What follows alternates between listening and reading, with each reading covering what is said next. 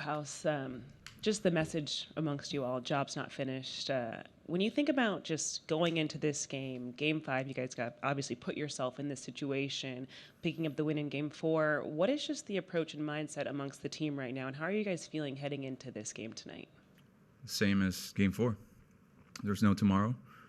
We got to find a way to win today and win today only. And, I mean, the way I see it is these type of games are the ones that we've been dreaming of since we were little kids. And we didn't come here to win the NL West. We came here to win the World Series. And to do that, we got to win tonight, or we go home and we think about it all off season. And this team gets to spring training next year to talk about failures from the years past and blah, blah, blah. And, you know, we're just not worried about anything else other than winning tonight. And there's 26-plus people in their clubhouse that believe in each other and have the right mindset to go out there tonight and do whatever it takes to win tonight. A few more for Kiké. Go to David on the right, third row.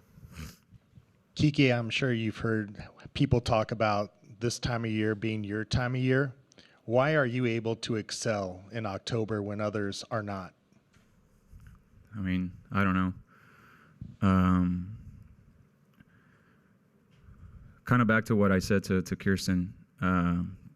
These are the type of games that we dream of as kids, and you got to have the right mindset, the right mentality to come in here and, you know, just find a way to dominate the day. And I just, you know, there's something I do at night is I visualize a lot, and I go to sleep and I envision the next day, pitchers that we're facing, situations, whether it's offensively or defensively, running the bases, and just envision myself having success all throughout the game, big moments, no matter the situation of the moment, just finding ways to get the job done. And, you know, there's anxiety and things like that we go through as athletes, especially in big situations, big games, especially in October. And whenever you feel that little anxiety or whatever it is creep in, you just go back to visualizing yourself having success, and you just find a way, whatever it is that you got to find, so that when the moment shows up, when the big moment shows up and you step into the play, whatever it is, you don't let the moment get too big. You feel like you're bigger than the moment, and there's no moment that's going to get too big for you. So that's my mentality, and that's how I see the game. That's how I go about it. JP in the front. Have you always had that visualization routine? If not, how have you kind of evolved your approach to the postseason over the course of your career? So my first postseason was 15. I feel like I had it was a not terrible performance, but we played a Game 5 here, and I had a big at bat where I grounded out into the play. It was early in the game, but you know, we lost by 1 run, and then you go through scenarios of how the game could have gone different. And I felt like if I came through for my team there, the game would have been different. Maybe we would have advanced. And I went with that same mentality to 2016, and it didn't go well for me. So, you know, 2017 was a completely different mindset. We had a great team, and you know, we were rolling. And it was the night before Game 5 of the 2017 NLCS that I did that for the first time. I switched gears, and I was like, I'm tired of feeling like thinking, what if? No, I'm just going to go to bed thinking that, you know, I'm going to just about how I'm going to answer questions the next day, because I just had a great day. Offensively, I put the team into the World Series, blah, blah, blah, blah, blah.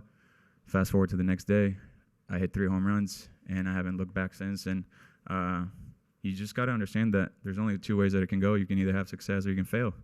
And you just can't be afraid of failure. And you just gotta want the moment, gotta want the at bat, and that worked for me that night. And there's no reason why to not do it that way. Regular season, it's kind of hard to go about it that way, but during the postseason, that's just what I do, and it's something that's helped for me. And I just, you know, I feed off the stadium energy, and that's something that works for my advantage.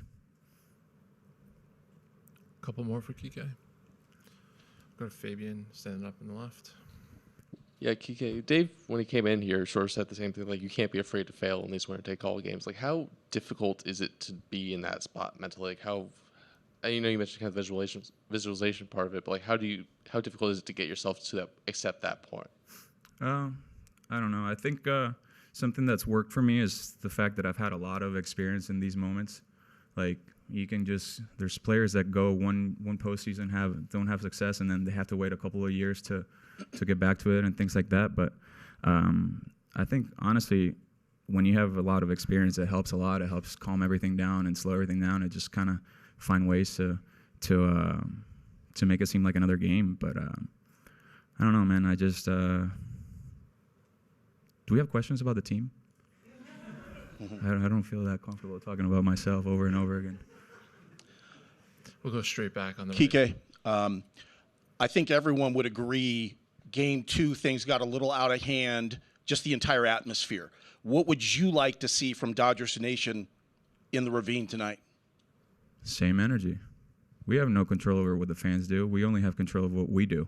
And, I mean, we've known that we have the best fan base in baseball. There's a reason why we lead baseball in attendance every year. And, you know, if there's something that this crowd is hungry. They want a championship. They want another one.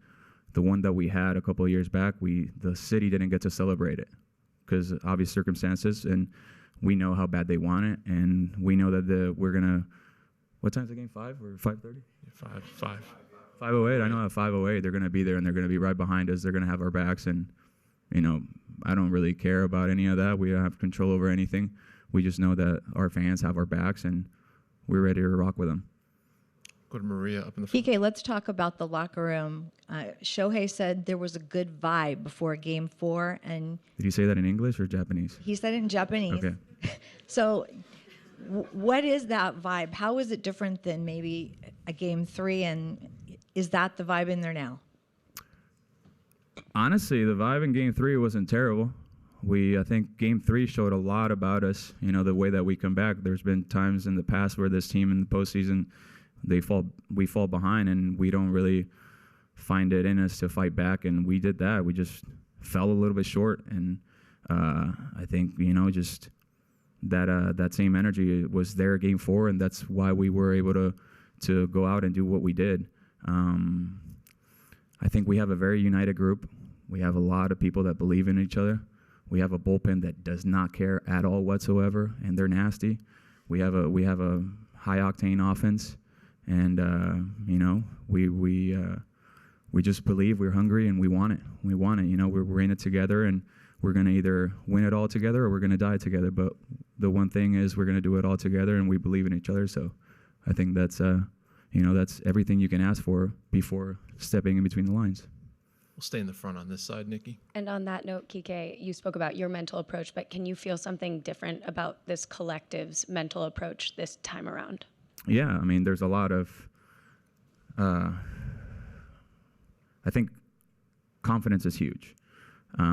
This month can make people feel not confident. And if you find it in you to be confident, because I feel like confidence is a choice, it's just a thought, it's a feel. And if you can find your way to feel differently about that, everything is going to change. Your body language is going to change, and good things, you know, when you carry yourself with good body language, with like confident body language, confident energy, more times than not, good things tend to happen. And when you're like walking around and you feel like your tail is between your legs, that's when things spiral and like things start snowballing. But I think it just goes back to how I answered the question about how everybody is just confident and everybody believes in each other, that, you know, we're going to either have success or we're going to fail. And then if I don't get the job done, the guy behind me is going to get it done. And that's how we feel about every single person in that locker room.